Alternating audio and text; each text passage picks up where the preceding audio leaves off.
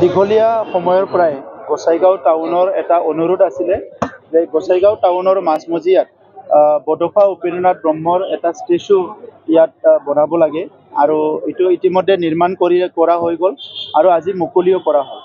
মই আজি গোসাইগাঁও অঞ্চলৰ ৰাইজক ধন্যবাদ জনাইছোঁ।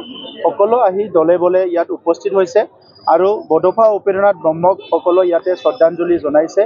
আৰু আজিৰ সময়ত মই সেইটোকে ক'ব বিচাৰিছোঁ, বডফাৰ প্ৰতিমূৰ্তি স্থাপন কৰাটো অকল প্ৰতিমূৰ্তি নহয়, এইটো এটা সমন্বয়ৰ কাৰণে এইটো সকলো জাতি জনগোষ্ঠীয়ে নিজৰ অস্তিত্ব নিজৰ পৰিচয় লৈ জীয়াই থকাৰ কাৰণে এটা ডাঙৰ এটা ইনিচিয়েটিভ সেইটো হৈছে বুলি মই ক'ব বিচাৰিছোঁ।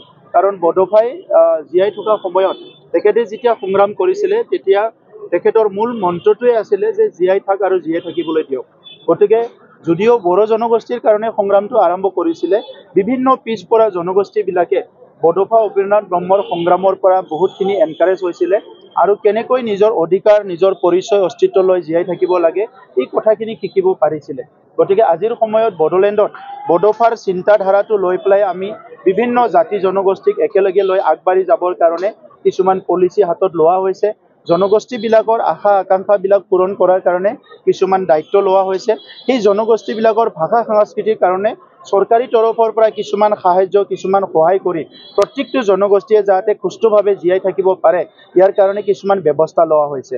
বডফা উপেন্দ্ৰনাথ ব্ৰহ্ম বড়ো জনগোষ্ঠীত যে জন্ম পাইছে যে এইটোৱে আমাৰ কাৰণে বহুত ডাঙৰ কথা।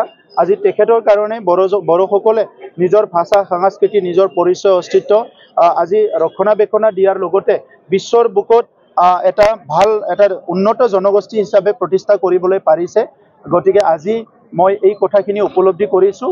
অনাগত দিনতো বডফা উপেন্দ্ৰনাথ ব্ৰহ্মৰ যিটো তেখেতৰ যিটো চিন্তাধাৰা তেখেতৰ বাণী তেখেতৰ কথাবিলাক লৈ পেলাই আমি সকলো জাতি জনগোষ্ঠীৰ সম অধিকাৰ সম মৰ্যাদা সম উন্নয়নৰ কথাটো লৈ পেলাই আমি একেলগে আগবাঢ়ি যাম।